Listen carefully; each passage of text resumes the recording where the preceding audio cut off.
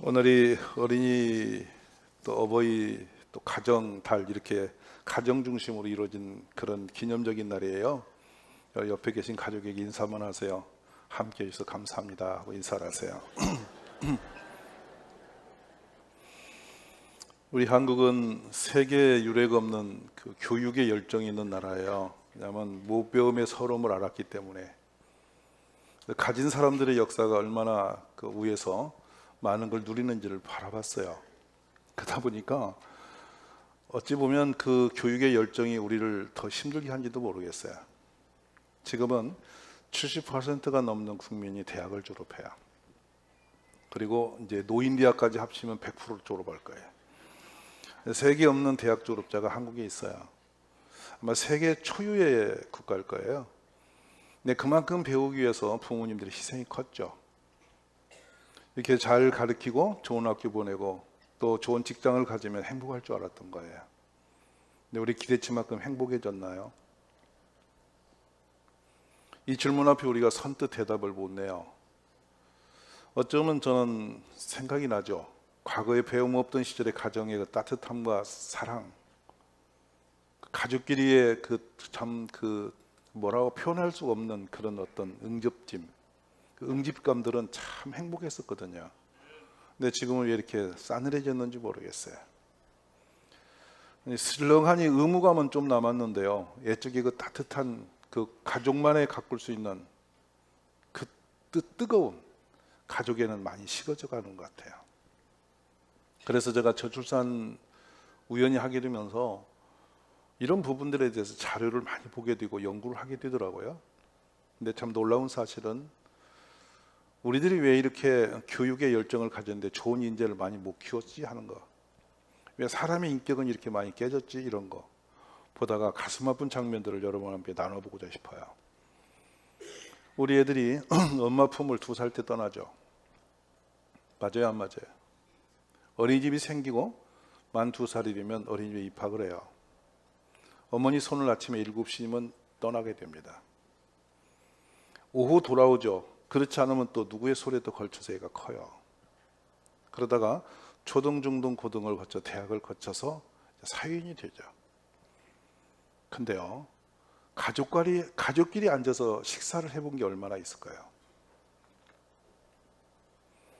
따뜻한 가족의 사랑을 느껴볼 만한 그 공간이 얼마나 있었을까요? 아이들이 저녁 식탁은 함께하는 식탁이 거리 아니고요, 편의점에서 김밥이나 라면으로 채우고 학원을 돌고 돌아서 지친 몸으로 밤에 들어와요. 어머니의 그 따뜻한 사랑과 교감이 거의 끊어져 있어요. 삭막하죠. 아마 지구 세계 어느 나라도 이렇게 되는 나라는 없을 거예요.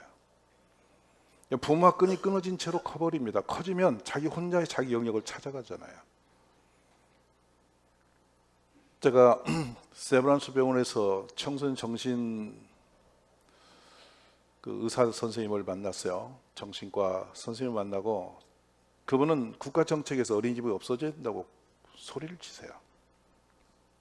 어린이집이 생기면서 우리 애착 결핍으로 아이들이 불량해진다는 거예요. 그리고 아마 그들은 가정을 꾸리는 것도 어려울 거래요. 동물 실험으로 답을 찾았어요. 침팬지가 이 5명의 새끼를 데리고 한 그 울타리 안에서 막 서로가 부딪히며 크는 침팬지는 쉽게 짝을 잡고 가정을 또 세우고요. 정말 좋은 환경에 떼어놓은 침팬지는 짝짓기를 안 들어요. 그러니까 우리는 위탁 교육이라는 것이 인간적인 그 모든 정서적인 부분들을 많이 상실시켰다라고 표현하는 거예요. 저는 엄청 공감해요, 그거를. 맞다, 이건 정말 그렇구나 생각하는 거예요. 그러면 가정에서 떼버리고 공부 점수를 향해서 지향했던 그 다음엔 뭐죠?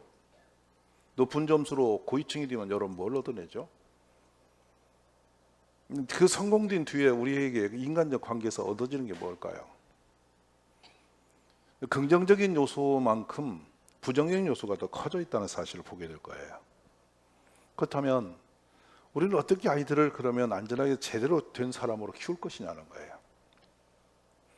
사람은 창세기 1장 26절과 8절에서요, 하나님이 지으신 모든 것을 맡길 수 있는 사람이야. 이거 피하지 마세요. 교육의 목적이 그거예요. 사람 정말 됨됨이는 뭐냐? 하나님의 모든 걸 맡겨도 안심되는 사람. 근데 그 맡겨놓고 기쁨이 있는 것. 그 사람 지어놓고 아담이 동물의 이름을 지는 거 보시고 심히 기뻐하신단 말이에요. 그 사람이 지금 제대로 된 사람이라는 거예요. 점수가 인생을 만든 게 아니에요. 좋은 직장이 우리의 인간의 행복지 높인 거 아니에요. 무엇인지 맡겨도 안심이 되는 사람이어야 돼요. 근데 보세요. 우리가 평생 일군 재산을 탁 맡겨놓고 내가 갖고 있는 것보다 더 기뻐할 수 있는 사람 쉬운가요? 그 사람이 있었습니다. 성경에. 그 사람이 있었어요. 보디발의 집에 잡혀갔던 요셉에게 살림을 다 맡겨요. 근데 보디발이 기뻤어요. 왜냐하면 자기가 경영을 보다 더 좋은 열매를 내거든요. 아멘이세요? 그 다음에 바로 임금입니다. 요셉에게 맡겨놓고 나라가 너무 행복했습니다. 다 가졌어요. 다 맡겼어요. 통치력을 다 맡기고 이거 옥새 하나만 왕이 갖고 있었어요. 근데 얼마나 요셉이 그 나라를 잘 다스렸던지 후세 400년 동안 그 요셉의 이름에 영향을 받아서 후손들이 그 땅에서 안전하게 대접을 받았어요. 무서운 축복이에요. 요즘에 우리나라의 법정 투쟁이 엄청나졌습니다. 무슨 사건이냐면 재산을 물려준 부모가 환수하겠다고 걸은 재판, 형제간에 부모님이 벌어놓은 재산 서로가 갖겠다고 싸우는 재판. 이제는 가족이 재판정에서 싸우는 시대가 되었습니다. 학벌이 없는 시대도 안 그랬거든요. 가난할 때도 그렇게는 안 했거든요. 많이 배우고 나서 배운 결과가 이거라면 이건 잘못된 겁니다. 괜찮으십니까? 여러분은 괜찮으세요? 교육이 무엇이냐면 사람 됨됨을 키우는 것이 교육이죠. 돈 잘 버는 사람이 교육의 성공자가 아니라 사람 좋게 크는 거. 어디 곳에 놔도 안심이 되는 사람. 아멘이세요? 부정부패 안 할 사람, 거짓되지 않을 사람, 인간성 괜찮은 사람, 통치력과 지도력 있는 사람, 그리고 남의 약함과 아픔을 공감하고 이해해 주는 사람. 그래서 무엇인가 놓아두면 도움이 되는 사람. 그 사람이 사람 되는 거 아닙니까? 그러면 우리가 이 부분을 세상에 흘러가는 교육에다 우리가 보지 말고 그림을 성경으로 가보세요. 성경에 보면 아주 단순한 것을 우리 하나님 우리에게 가르쳐요. 내 마음을 다하고 뜻을 다하고 힘을 다하여 여호와 하나님을 사랑하라. 이것을 어떻게 가르치라고 하냐면 말씀을 너의 마음에, 이 말씀을 너의 마음에 새기고 내 자녀에게도 부지런히 가르치고 집에 앉았을 때든 길을 걸 때든지 누워있을 때든지 일어날 때든지 이 말씀을 강론할 것이며 너는 또 그것을 내 손목에 메어 기호를 삼으며 내 미간에 붙여 표로 삼고 또 내 집 문설주에 바깥문에 기록할지어다. 그냥 심어두라는 겁니다. 하나님의 사랑을 한 가지만 딱 몰빵시키라는 거예요. 왜 하나님은 이렇게 우리를 단순화시킬까요? 돌아보니 그래요. 하나님을 제대로 아는 사람은 절대 헛된 짓 안 해요. 무너지지 않습니다. 하나님을 바로 알면 인간이 참 선해져요. 그리고 그 인간, 그 사람만큼 안전하게 사는 사람은 없어요. 그래서 요셉이 보디발의 아내의 유혹을 받을 때 뭐라고 표현을 하면서 자신을 제어시킨지 아세요? 내가 하나님 앞에 어떻게 범죄하리요? 아멘이세요? 그 말씀이 감동이 되는 거예요. 우리의 교육의 핵심과 목적성이 어디 있는지를 잘 새겨보셔야 돼요. 직장에 직업을 찾으려고 공부하는 거 아니에요. 사람이 사람 되게 하려고 공부하는 거예요. 아멘이 되십니까? 우리 이런 눈을 여시면서 우리 가정과 우리 가문이 어느 위에 세워지는지를 다시 한번 고쳐잡는 그런 시간이 되었으면 좋겠어요. 어릴 때부터 우리 자녀를 너무나 험악한 세상에 남이 달려가는 줄에 세우지 않으면 안 되는 줄 알고 다 몰아붙인 거 안전한 작업은 아니구나. 가능하면 부모 곁에서 함께 지내면서 아픔도 슬픔도 힘든 것도 같이 공유하면서 같이 실험하고 같이 아파하면서 이렇게 살아가는 가정이 좋은 가정 아닌가? 엄마의 눈물도 보고 아빠의 고통도 보고 가정에 몰려오는 모든 세상의 그 시련들을 다 같이 공유하면서 어려서 부모님을 긍휼히 여길 줄 알고 엄마를 어떻게 도와줄 줄 알고, 나이 들어 신 빠진 우리 부모님을 어떻게 섬겨야 되는지를 스스로 체험해서 그 평생 수고하신 부모님 나이 들을 때 참 불쌍한 마음과 안쓰러운 마음이 자발적으로 일어나서 손을 펴고 마음을 주고 사랑을 주는 그런 자녀, 그래야 되는 거 아니겠어요? 우리 그런 마음을 품고 오늘 하나님 말씀 속에서 아들 하나 낳고 이렇게 유명한 여자는 없어요, 지구촌에. 맞아요, 안 맞아요? 바로 오늘 여러분이 성경에 나타난 한나예요. 한번 옆에 인사를 해볼까요? 당신은 애 낳고 왜 이렇게 안 유명해요? 이거 굉장히 제가 질문하고 싶었어요. 왜 그렇게 됐죠, 우리는? 애 하나 낳고 이렇게 떴는데, 한나는 하나님도 막 기뻐하시고 했는데, 그래서 저는 이 한나가 그 유명해진 이유는 한나가 유명한 게 아니고 그 아들 때문이란 말이에요. 아멘이세요?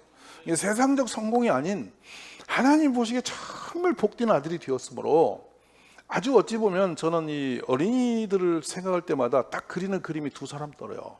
하나는 사무엘, 한 사람은 다니엘.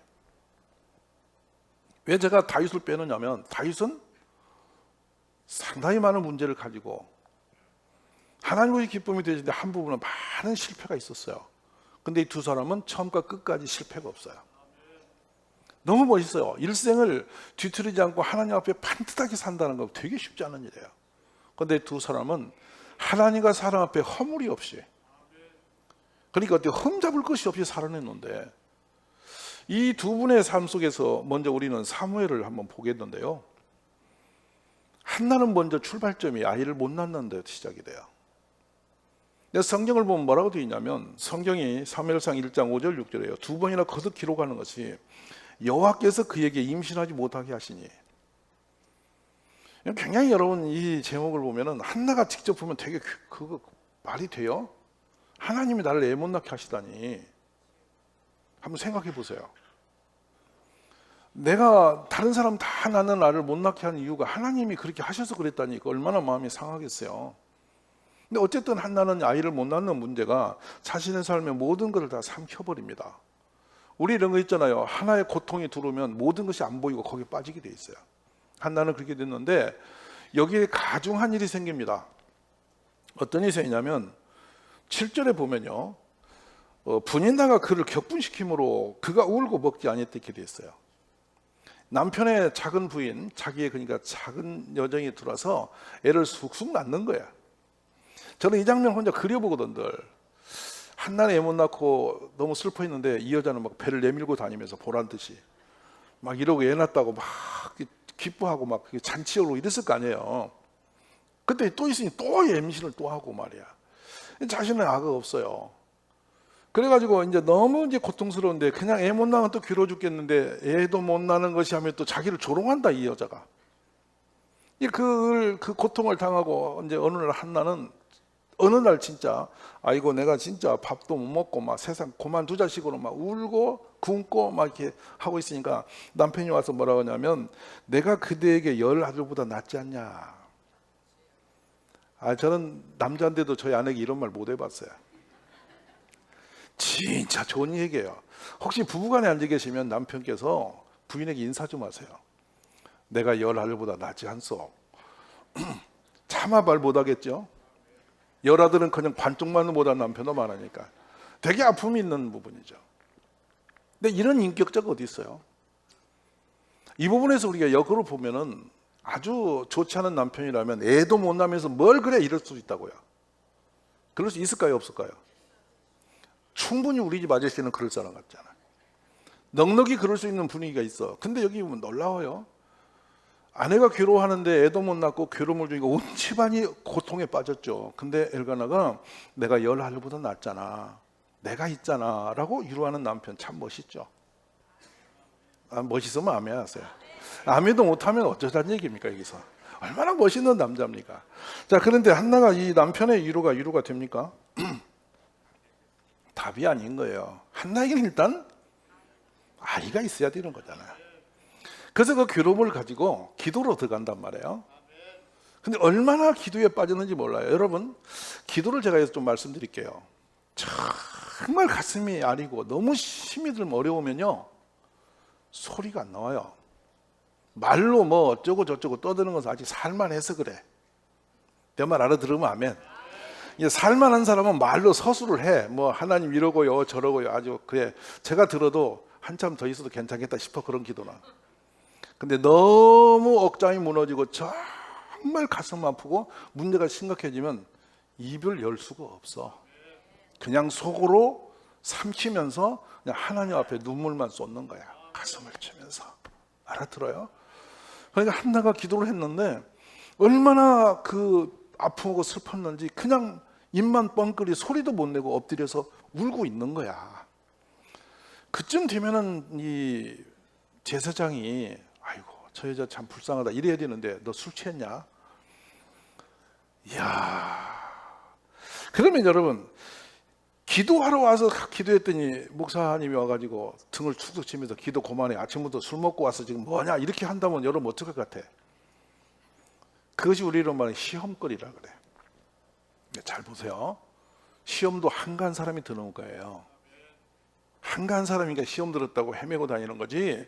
저는 말해요. 시험에 빠진 사람 참 여유 많은 사람. 근데 시험 뒤에는 반드시 본인에게 채찍이 따라와요. 대가지로요. 시험 들지 마세요. 그래서 예수님도 우리에게 주기도문에 시험에 들지. 근데 우리는 말지는 빼고 날마다 시험에 들게가 되어 있잖아. 이게 굉장히 위험한 우리의 생활인데요. 이 부분 되게 은혜가 되는 부분이에요. 한나는 시험에 들었나요? 안 들었나요? 왜냐하면 시험 들 겨를이 없어. 왜냐하면 하나님과 씨름하기도 바쁜데 언제 시험까지 들어. 인사하지 마세요. 참 한가하세요. 시험도 들고. 그것도 여러분 배부러서 하는 소리지 안 되는 거예요. 그러니까 한나는 10절에 보면 한나가 뭐라 하냐면 마음이 괴로워서 여호와께 기도하고 통곡하였다는 거예요. 참 슬픈 일이죠. 근데 그때에 응원군이 되고 격려가 되어야 될 제사장이 와서 기도를 깨버렸어. 그리고 엉뚱한 말로 자신을 실망시켰어요. 근데 한나는 그 엘리 앞에 조금도 티끌 없이 그대로 자신의 말로 바꿉니다. 그거를. 나는 술이 취한 게 아니고 마음이 슬픈 여자래요. 내가 기로 와서 여호와께 이걸 지금 구하고 있대요. 어쩌면 엘리가 되게 미안했을 거예요. 그 상황을 보면 한나가 얼마나 하나님 앞에 간절함을 가지고 있는지가 그대로 드러나고 있는 장면이죠. 여러분 어떤 문제가 있으면요 문제에 빠지지 마시고 하나님께 그렇게 기도를 해보세요. 내 영혼을 쏟아서 넣어보시라고요. 말을 못 여는데 그냥 가만히 눈을 감고 있는데 눈물만 주룩주룩 흐르는데 이 답답한 가슴을 치면서 그냥 하나님 그 이름도 차마 부를 수 없을 만큼 숨이 막히게 답답해진 사람들이 있는 거예요. 근데 내 삶의 무게를 그렇게 풀지 못하는 것도 참 불행한 일이에요. 아픔을 그냥 괴로움으로 끌어안고 사는 건 참 안 좋은 거라고요. 하나님께 갖다 내려놓으세요. 근데 하나님은 진실하고 간절한 기도를 들으심을 믿습니다. 그래 이 괴로움의 대처 방법이 이 한나는 남다르단 말입니다. 근데 종종 우리는 이제 기도에 대해서 제가 여기서 좀 짚고 갈 게 있는데 뭐냐면 내용이 선명해야 돼요. 기도 내용이. 그러니까 내용이 없는 기도를 위해서 기도를 계속하는 것을 따따붙다 한다는 기도고 우리 예수님은 그걸 중언부언이라고 말했어요. 그것이 바리새인들이 했던 기도예요. 자신의 경건의 유익을 위해서 했는지는 모르겠지만은 하나님 앞에 구한 기도가 선명하지 않으면 내 속에 남는 게 하나도 없고 하나님 무엇을 응답할지를 모르게 스쳐갑니다. 경건은 몸에 뵐지는 모르겠어요. 그렇지만 기도는 분명히 선명한 목적을 가지고 왔어요. 이건 이것입니다. 저건 저것입니다. 딱 선명하게 짓는데 오늘 성경에 보면은 우리 한나가 어느 정도로 정밀하게 기도했는지를 11절에서 보여주거든요. 한번 띄워주실래요? 한번 읽어보실래요?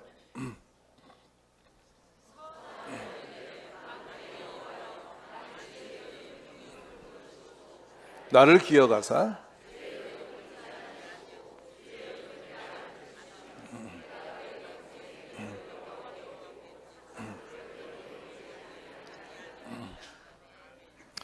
결단하고 서원하고 목적을 가지고 있는데 하나님께 뭐라냐면 내 고통을 먼저 돌아봐 달라는 거예요. 나 힘들다는 거야. 하나님도 아시죠? 근데 그 문제를 들고 들어가면서 그걸 풀어야 할 뭐냐면 나를 기억해 달래요. 저를 잊지 말아 달래요. 그러면서 바로 이어서 뭐라냐면 저에게도 아들 좀 주시라고. 아멘. 우리는 이게 성경으로 휘딱 지나가지만 이건 이 한나의 지금까지 모든 슬픔, 모든 괴로움, 모든 아픔, 자신의 지금까지 답이 안 나오는 인생의 모든 것을 다 여기에 들어가 있는 겁니다. 짧은 언어 속에 자기 인생을 담아서 하나님께 입도 못 열고 엎드려 버린 거예요. 얼마나 가슴이 절절했으면 이런 기도 내용들을 가지고 입을 못 열었을까 하는 거예요. 그게 방해를 받지만은 엘리에게 시험 들 이유도 없이, 그럴 건도 없이 그냥 거기 기도에 빠져 있고 자신은 오직 하나님 한 분만이면 되니까, 엘리가 뭐라든 그건 문제가 안 되니까 나는 하나님이 들으시면 되니까, 이렇게 하나님께 몰빵돼서 지금 나가고 있잖아요. 그래서 입술만 움직이고 음성은 들리지 아니했는 근데 그때 한 말이 네가 언제까지 취하여 있겠냐, 포도주를 끊어라. 가혹해요. 여러분 이거 아세요? 나는 아무리 슬퍼도 주변 사람들은 그 슬픔 몰라줍니다. 내가 아무리 아파도 아무도 내 아픔 같이 느낄 사람 없어요. 근데 저는 이렇게 생각해요. 하나님은 아신다. 위로하는 말이 위로 같지만 사실은 듣고 보면 또 나중에 더 속상할 때도 많아요. 그것이 이상해요. 너무 슬프면 슬픈 것은 어떤 것으로도 커버가 안 됩니다. 그냥 입이 닫혀버리고 마음만 아파지는 거죠. 한나가 그 상태에서 지금 하나님을 향하고 있죠. 근데 한나가 대답하는 내용이 15절에 참 은혜로워요. 한번 보실까요? 내 주여 그렇지 아니하니이다. 나는 마음이 슬픈 여자여, 포도주나 독주를 마신 것이 아니요 여호와 앞에 내 심정을 통한 것뿐입니다. 원망이 일 티끌도 없죠. 변명이 아니에요. 아이 메시지라고 말하잖아요. 내가 이런 상태예요. 자, 그러자 그 상태에서 한 발 더 가는 게 16절로 나오는데요. 당신의 여종을 악한 여자로 여기지 마소서. 내가 지금까지 말한 것은 나의 원통화가 격분됨이 많기 때문이나이다. 그러자 엘리가 이렇게 권면합니다. 평안히 가라. 이스라엘 하나님이 너가 기도하여 구한 것을 허락하시기를 원하노라. 자, 이 상태에서 우리가 한 가지 짚고 갑시다. 엘리를 존경받는 신령한 목자로 인정할 만한 상태 됩니까? 이 상태가? 우리는 아마 100% 이러실 거예요. 우리 장로님이 아니라고 하시는데 맞아요. 아니에요. 근데 엘리는 누가 세웠나요? 하나님이 세운 사람입니다. 근데 그분이 지금 네 기도를 하나님께서 응답해 주시길 원한다고 말을 하면 한나가 믿어져요, 안 믿어져요? 여러분이라면. 근데 놀라운 건 한나는 100% 그걸 아멘합니다. 받습니다. 왜 어디서 그걸 볼 수 있냐면 바로 한나가 평안히 가라고 한 그 말씀을 듣고 18절에 보면 뭐라고 나오는지 아세요? 한나가 반응한 장면이 나와요. 이르되 가서 먹고 얼굴에 다시는 근심빛이 없더라. 왜 그랬을까요? 애기를 우리는 그래요. 항상 응답되면 하나님 은혜라 그래. 근데 한나는 지금 뭐냐면 이거 잘 알으셔야 믿음이 먼저요, 응답이 먼저요? 믿음이 먼저잖아요. 한나는 그 노선이 가고 있는 사람이에요. 이게 위대한 어머니의 길이 이거예요. 믿는 거예요. 그리고 그게 될 줄 확신하는 거예요. 왜냐하면 하나님께 구한 거니까. 내가 마음에 품은 게 아니고 하나님께 그냥 들이댄 거니까 하나님 하실 거라고 확신이 되어지니까, 그걸 또 제사장인 엘리가 하나님께서 네 기도를 들으실 거라고 하시니까 이건 확정이 됐다고 믿어버리고 집에로 돌아가서 편안해져 버린 거야. 하나님 하시겠지. 아멘. 한번 해보실래요? 우리 하나님 하시겠지. 나의 슬픔을 하나님이 해결하시겠지. 내 눈물을 주님이 닦아주시겠지. 이것이 믿음이란 말이에요 지금. 그러니까 기도 없이 어떤 길이 좋아질 것을 세월이 간다고 하지 마세요.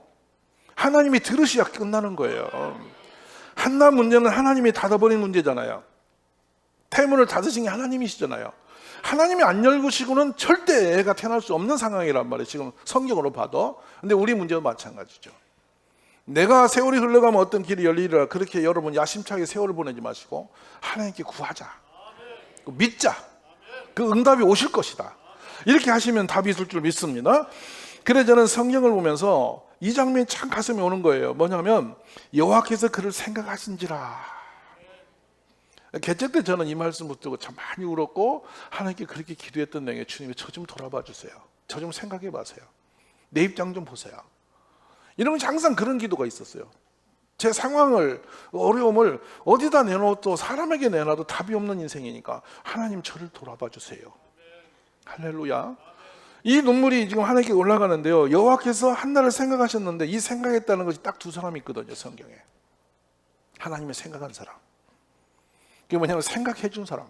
여러분, 우리가 같이 살고 있는 가족이라도 내 마음에 있는 것을 제대로 생각해 준 사람이 있던가요? 나의 모든 걸 그대로 생각해서 이렇게 짚어주고 그걸 이루어가는 사람이 잘 없어요. 그렇게 못 가요. 그렇게만 해준다면 누가 뭐라고 했어. 근데 잘 없어요.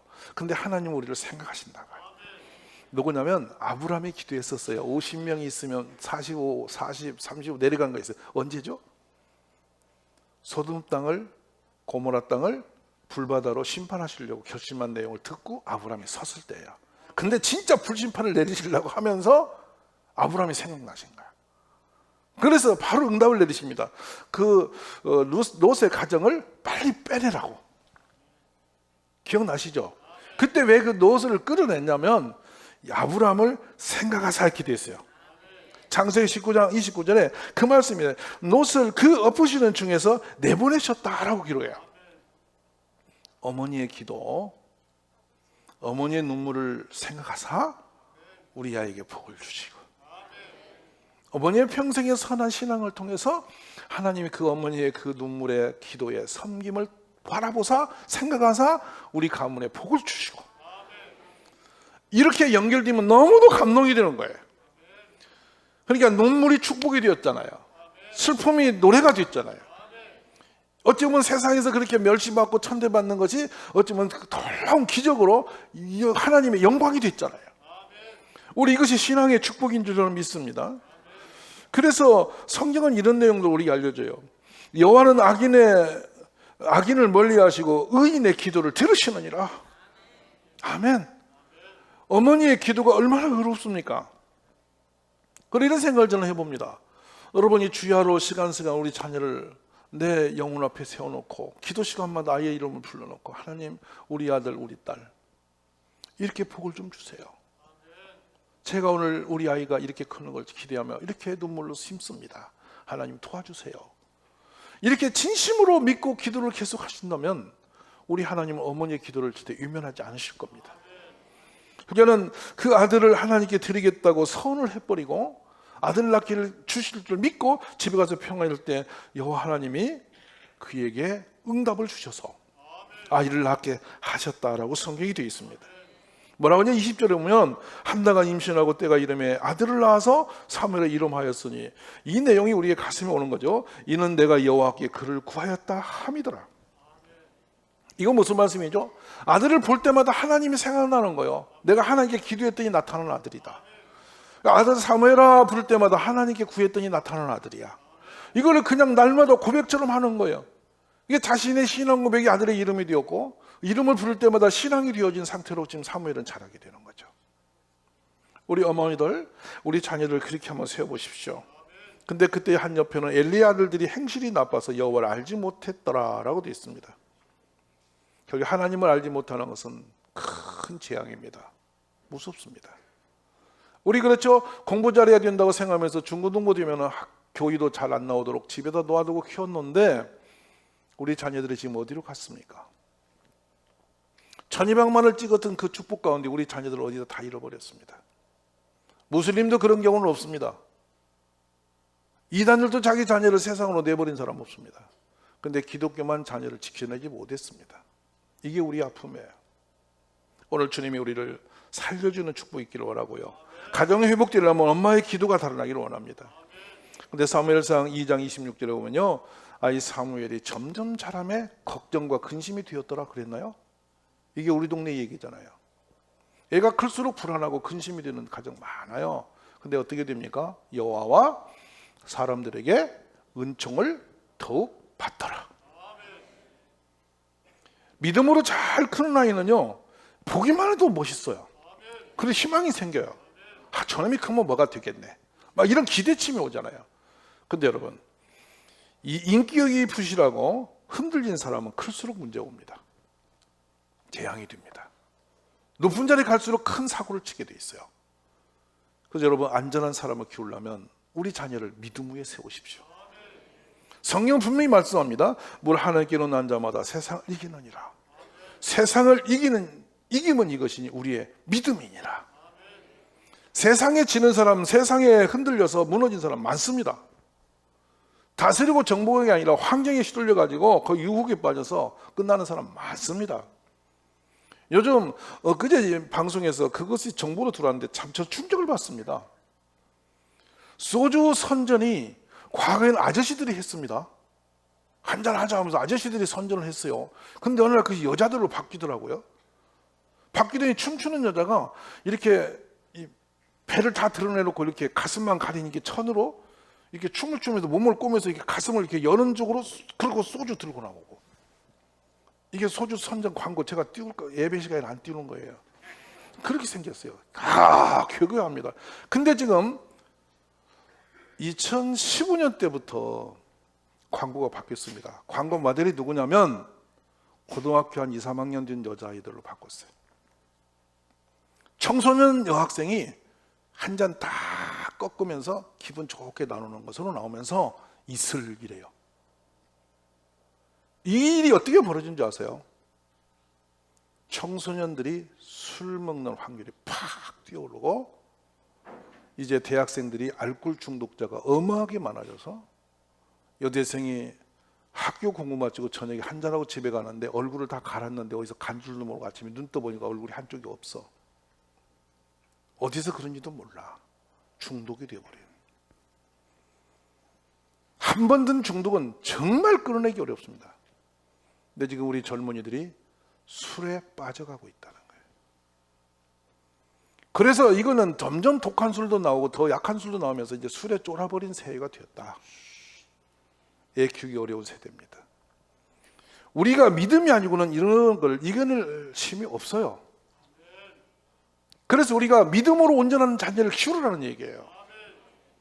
얼마나 무서운 일입니까? 그래가 그 술이 취한 길에 중요한 것을 결정해버립니다. 우리 정신 차리시고 우리 아이들을 말씀과 믿음 앞에 세우십시오. 가장 안전한 사람은 하나님 앞에 사는 사람입니다. 그래서 사무엘은 어렸을 때부터 세마포 에옷을 입고 여호와 앞에서 섬겼다라고 되어 있어요. 그리고 그 어머니가 매년 드리는 제사를 드리러 그의 남편과 함께 올라갈 때마다 작은 것을 지어다 그에게 입혔다라고 말씀하셔요. 아이세물은 여호와 앞에서 자랐다고 말씀하세요. 그랬더니 3장 19절에 뭐라고 하신지 아세요? 여호와께서 그와 함께 계셔서 그의 말이 하나도 땅에 떨어지지 않게 하시니 권세가 붙었다는 뜻이에요. 하나님의 권세. 사무엘이 말하면 역사가 일어나는 거예요. 그러니까 적들이 쳐들어갈 때 사무엘은 군대를 동원하지 않았어요. 기도로 승부를 걸어버립니다. 그랬더니 미스바에서 이스라엘 백성이 또 그의 말을 따고 달려와서 금식하며 하나님 앞에 섰버리는 거예요. 근데 하나님은 천둥 우락배를 내려서 우리를 내서 불에서 내침으로 사무엘이 살아있는 동안 적이 한 발도 그 땅에 못 오게 하나님이 지켜주시는 거예요. 저는 우리 자녀들이 그렇게 되기를 기도하십시오. 이 땅에 교회에 있는 모든 자녀들이 그 믿음으로 자란다면 분명히 축복된 역사 일어날 거예요. 끝으로 한 가지만 더 말씀드릴게요. 아무리 성공하고 아무리 능력이 출중해도 인격이 안 되면 끝나는 겁니다. 사람은 처음 만날 때 멋진데 살아보면 알죠. 뭐냐, 인격에 닿거든요. 시간이 흐를수록 인격이 보여요. 학벌이 보이는 게 아닙니다. 살아보면 그 사람이 가진 돈이 보이는 게 아닙니다. 같이 살아보면 알아요. 인격이 그 사람이에요. 공감되세요? 인격 때문에 아파요. 힘들어요. 부부간에 가장 힘든 건 여러분 다른 게 아니에요. 인격이 딱 드러나면 그때부터 힘들어요. 같이 사는 게 어려워져요. 무서운 거예요. 인격은. 인격이 그 사람의 성품이에요. 근데 우리 예수님을 닮은 인격이 있잖아요. 단순해요. 그 인격이 뭐냐면 온유하시며 겸손했다는 거예요. 겸손이 뭐예요? 상대를 높이고 내가 낮아져가는 거예요. 할렐루야. 온유가 뭐예요? 모든 것을 부드럽게 풀어가는 거예요. 너무 멋있지 않으세요? 우리 자녀들이 그냥 들으니까 성령만이 그 인격을 주세요. 그래서 어려서부터 우리 자녀를 하나님 말씀 속에 믿음 속에 성령 안에 자라도록 하시라는 거예요.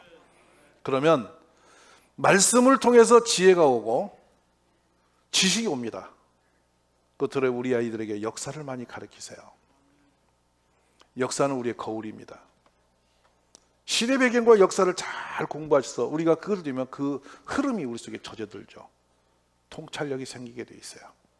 이 세 가지 구도가 우리 자녀를 성공시키는 길입니다. 아멘이십니까? 여러분 여기서는 잘 모르실 거죠. 미국의 알베르그에 있는 유명한 대학들이 가장 공을 들인 게 뭐냐면 인문학입니다. 기술은 다음 문제입니다. 인문학에서 창의력이 다 튀어나옵니다. 책을 많이 읽을 때 헛된 책 말고요, 인문학, 역사책을 많이 읽히세요. 그 역사책보다 더 뛰어난 책이 하나 있어요. 그게 뭐냐면 바로 하나님의 말씀입니다.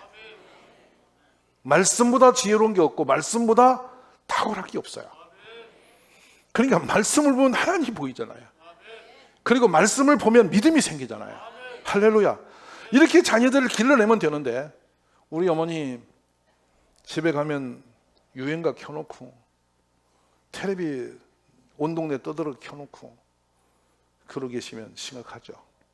잘 들으세요. 어머니 집에서 찬송과 기도 소리 듣고 크면 아이가 비틀어지지 않습니다.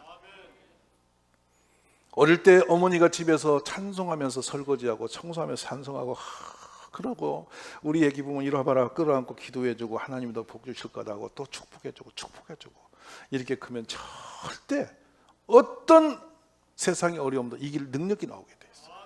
우리 그런 과정 세우시기를 주의 이름으로 축원합니다.